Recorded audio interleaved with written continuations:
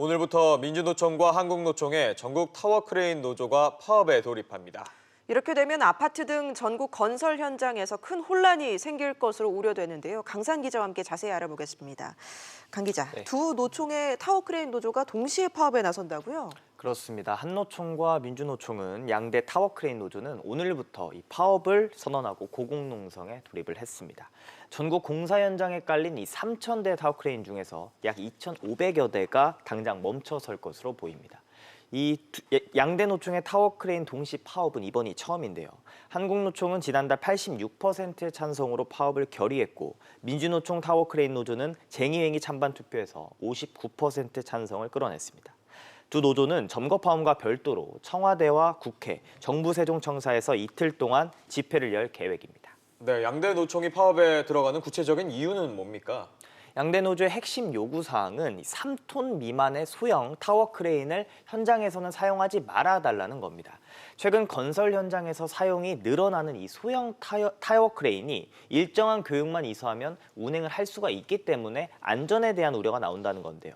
심지어 교육을 받지 않은 인원도 소형 타워 크레인을 조종하는 일이 빈번한다는 게 노조 측의 주장입니다. 앞서 양대 노조는 어제 오후 2시 반쯤 국토부와 함께 협상에 진행을 했지만 타워 크레인 안전 대책의 협상은 결렬됐습니다. 네, 노조가 표면적으로 이 안전을 명분으로 내세우고 있지만 제밥그릇 챙기기다 이런 지적도 나오던데 왜 그런 건가요?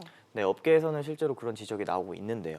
대형 타워 크레인 조종사는 대부분 양대 노조원 소속인 반면 실제 소형 타워 크레인 조종사는 상당수는 비노조 소속입니다. 최근 공사 현장에서는 5톤 이상을 들어올릴 수 있는 이 타워 크레인보다는 소형 타워 크레인을 사용하는 추세로 전해졌는데요.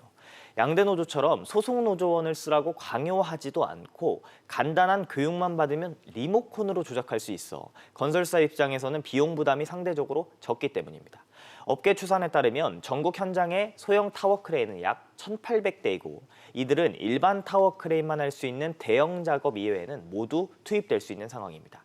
이 때문에 결국 안전을 내세웠지만 자신들의 일자리를 지키기 위한 것 아니냐는 지적도 함께 나오고 있습니다. 네, 일단 타워크레인이 이렇게 멈추게 되면 전국 건설 현장은 비상이 걸릴 수밖에 없겠군요. 그렇습니다. 건설 현장에서는 좀 지장이 생길 수밖에 없고 아파트 등 현장에서는 입주 지연 등에 대한 우려도 함께 나오고 있는데요. 타워 크레인은 건축물 골조를 올리는 역할을 하고 있습니다. 이 건축물 골조를 올리지 못하면 내부 설비 공사를 하는데 지장이 생기고 또 타워 크레인이 멈추면 고층 건축물 공사가 사실상 멈추게 되는 셈입니다.